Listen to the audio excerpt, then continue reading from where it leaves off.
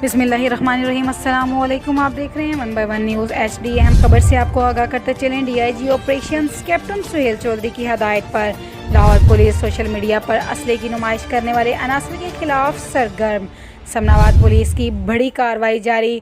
मुलजिम मुकीद जावेद ने social media पर असले की नुमाइश की वीडियोज़ और तस्वीर अपलोड की। मुलजिम के कब्जे से पिस्टल और गोलियां बरामद कर ली गईं। असले की नुमाइश पर मुलजिम के खिलाफ मुकदमा दर्ज करके इन्वेस्टिगेशन विंग के हवाले कर दिया गया। मुलजिम की गिरफ्तारी पर SB इकबाल टाउन अवैस शफीक ने SHO समनाबाद इमरान अनवार और पुलिस टीम को शाबाश दी। मजीद ऐसी खबरों से बाखबर रहने के लिए हमारे चैनल को शेयर करें, लाइक करें और सब्सक्राइब करें ताकि आने वाली हर नई वीडियो आपको मौसूल हो सके। तो देखना ना भूलिएगा हमारा अपना चैनल 1 बाय 1 न्यूज़ HD।